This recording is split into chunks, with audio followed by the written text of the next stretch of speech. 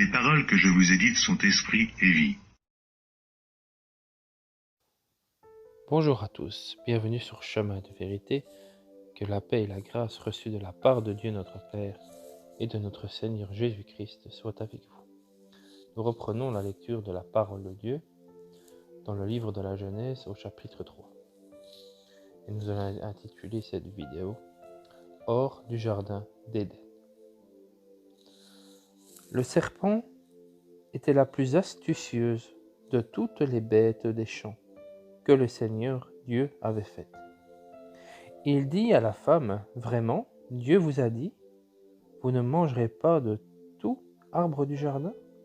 La femme répondit au serpent, « Nous pouvons manger du fruit des arbres du jardin, mais du fruit de l'arbre qui est au milieu du jardin, Dieu a dit, vous n'en mangerez pas, et vous n'y toucherez pas afin de ne pas mourir. » Le serpent dit à la femme, « Non, vous ne mourrez pas, mais Dieu sait que le jour où vous en mangez, vos yeux s'ouvriront et vous serez comme des dieux possédant la connaissance de ce qui est bon ou mauvais. » La femme vit que l'arbre était bon à manger, c'est séduisant à regarder, précieux pour agir avec clairvoyance. Elle en prit un fruit dont elle mangea. Elle en donna aussi à son mari, qui était avec elle, et il en mangea. Leurs yeux, à tous deux, s'ouvrirent, et ils surent qu'ils étaient nus. Ayant conçu des feuilles de figuier, ils s'en firent des pagnes. Or, ils entendirent la voix du Seigneur Dieu qui se promenait dans le jardin. Au souffle du jour, l'homme et la femme se cachèrent devant le Seigneur Dieu au milieu des arbres du jardin. Le Seigneur Dieu appela l'homme et lui dit, « Où es-tu » Il répondit, « J'ai entendu ta voix dans le jardin. J'ai pris peur car j'étais nu, et je me suis caché. » « Qui t'a révélé, dit-il, que tu étais nu ?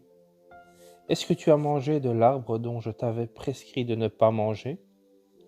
L'homme répondit, « La femme que tu as mise auprès de moi, c'est elle qui m'a donné du fruit de l'arbre, et j'en ai mangé. » Le Seigneur Dieu dit à la femme, « Qu'as-tu fait ?»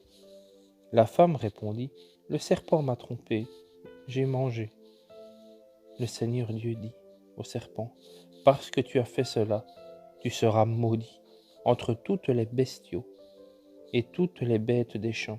Tu marcheras sur ton ventre, tu mangeras de la poussière tous les jours de ta vie. Je mettrai l'hostilité entre toi et la femme, entre ta descendance et sa descendance. Celui-ci te meurtrira à la tête, et toi, tu la meurtriras au talon. » Il dit à la femme, « Je ferai qu'enceinte tu sois dans de grandes souffrances. C'est péniblement que tu enfanteras des fils. Ton désir te poussera vers ton homme, et lui te dominera. » Il dit à Adam, « Parce que tu as écouté la voix de ta femme, et que tu as mangé de l'arbre dont je t'avais formellement prescrit de ne pas manger, le sol sera maudit à cause de toi. C'est dans la peine que tu t'en nourriras tous les jours de ta vie. Il fera germer pour toi l'épine et le chardon, et tu mangeras l'herbe des champs.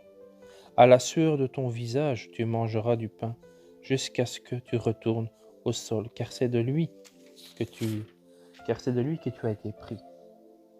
Oui, tu es poussière, et à la poussière tu retourneras. » L'homme appelle sa femme du nom de Ève, c'est-à-dire la vivante, car c'est elle qui a été la mère de tous les vivants. Le Seigneur Dieu vit pour Adam et sa femme Le Seigneur Dieu fit pour Adam et sa femme des tuniques de peau dont il les revêtit. Le Seigneur Dieu dit, « Voici que l'homme est devenu comme l'un de nous, par la connaissance de ce qui est bon et mauvais. Maintenant qu'il ne tende pas la main, qu'il ne tende pas la main pour prendre aussi de l'arbre de vie, en manger et vivre à jamais. » le Seigneur Dieu expulsa du jardin d'Éden pour cultiver le sol dont il avait été pris. Ayant chassé l'homme, il posta les chérubins à l'orient du jardin d'Éden avec la flamme de l'épée foudroyante pour garder le chemin de l'arbre de vie. Voilà, j'espère que la lecture vous a plu. Que Dieu vous bénisse tous abondamment. Soyez abondamment bénis.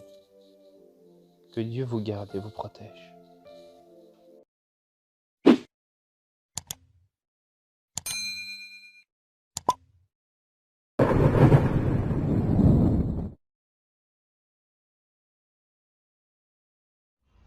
Les paroles que je vous ai dites sont esprit et vie.